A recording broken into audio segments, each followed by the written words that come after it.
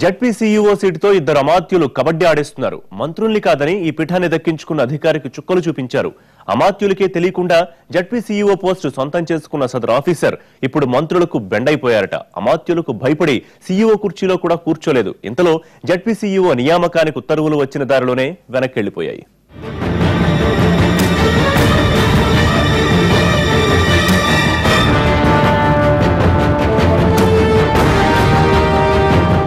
Adilabad ZP CEO నియామకం ట్విస్ట్ల మీద ట్విస్ట్లతో daily సీరియల్లా సాగుతోంది. ఈ వ్యవహారం జిల్లాలోనే కాదు రాష్ట్ర రాజకీయాల్లో పెద్ద చర్చకు దారితీసింది.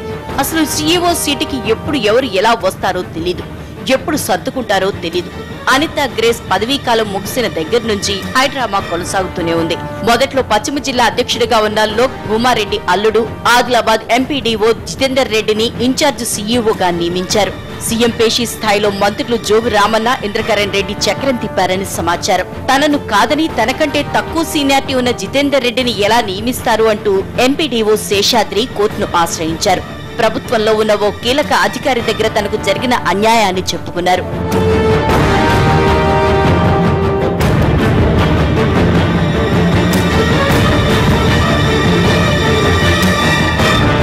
తర్వాత కోర్టు ఉత్తర్వులు శేషాద్రికి అనుకూలంగానే వచ్చాయి. దీంతో ప్రభుత్వ కార్యదర్శి రేమాన్ పీటర్ మార్చి 20న శేషాద్రిని ఆదిలాబాద్ జడ్పీ సీఈఓగా నియమిస్తూ ఉత్తర్వులు ఇచ్చారు. ఇక్కడ వరకు బాగానే ఉంది. జిల్లాకు చెందిన అమాత్యులకు తెలియకుండానే ఉత్తర్వులు రావడంతో వాళ్ళు సవాల్గా ఫీల్ అయ్యారట. శేషాద్రిని సీఈఓ కుర్చీలో కూర్చోకుండా చేయాలని మంత్రులు డిసైడ్ అయ్యారట. అమాత్యుల ప్రమేయం లేకుండా జిల్లాలో టాప్ పోస్ట్ లో కూర్చుంటే పొగ పెట్టకుండా ఊరుకుంటారా? అదే జరిగింది. కుర్చీలో కూర్చోకముందే అమాత్యులు పొగబెట్టారని తెలుస్తోంది. కోర్టుకెళ్లి ఉత్తర్వులు తెచ్చుకున్న శేషాద్రి జడ్పీ సీఈఓ కుర్చీలో కూర్చోడానికే భయపడేలా చేశారట.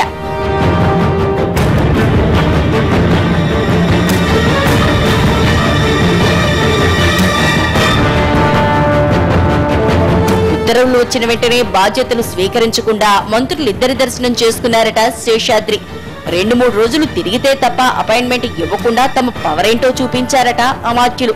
శేషాద్రి చేరికకు మంత్రులు ససేమేరా అంటున్నారన్న గుసగుసలు వినిపిస్తున్నాయి. మమ్మల్ని కాదని ఉత్తర్వులు తెచ్చుకున్నావు కదా, ఎలా పని చేస్తావో చూద్దామంటూ ఓ మంత్రి వార్నింగ్ ఇచ్చినట్లు సమాచారం. ఉత్తర్వులు తెచ్చుకునేదాకా తెగువ చూపిన శేషాద్రి మంత్రుల ఆగ్రహంతో డీలా పడ్డారు. బాధ్యతలు స్వీకరించకుండా సైలెంట్ అయిపోయారు. మంత్రులకు ఇష్టం లేకుండా ఆ కుర్చీలో కూర్చుంటే ఇబ్బందులు తప్పవనే ఆలోచనతో ఉన్నారట శేషాద్రి.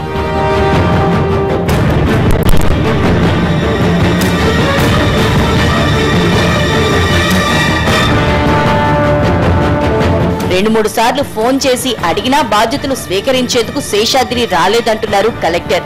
ఉత్తర్వులు వచ్చినా సదరు అధికారి బాధ్యతలు చేపట్టిన విషయం మంత్రి కేటీఆర్ దృష్టికి కూడా వెళ్లిందట. జిల్లా మంత్రులను సదరు అధికారిని పిలిపించి మాట్లాడారని తెలుస్తోంది. ఆ తర్వాత నియామక ఉత్తర్వులను ప్రభుత్వం రద్దు చేసింది. శేషాద్రి వెనక్కి తగ్గటం వెనక మరో వాదన వినిపిస్తోంది. కోర్టుకెళ్లడం దగ్గర నుంచి ఉత్తర్వులు తెచ్చుకునే వరకు శేషాద్రికి సపోర్ట్ ఇచ్చిన జడ్పీ చైర్పర్సన్ శోభారాణి భర్త సత్యనారాయణ గౌడ్ తీరా బాధ్యతలు స్వీకరించే టైంకి హ్యాండ్ ఇచ్చారని సమాచారం.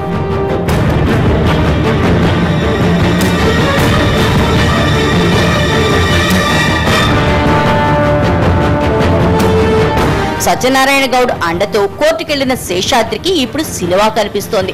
ప్రస్తుతం ఎంపీడీఓ జితేందర్ రెడ్డి ఇన్ఛార్జ్ సీఈఓగా బాధ్యతలు చేపట్టారు. మరి ఫుల్ టైం అధికారి వచ్చే వరకు ఎన్ని ట్విస్టులుంటాయో చూడాలి.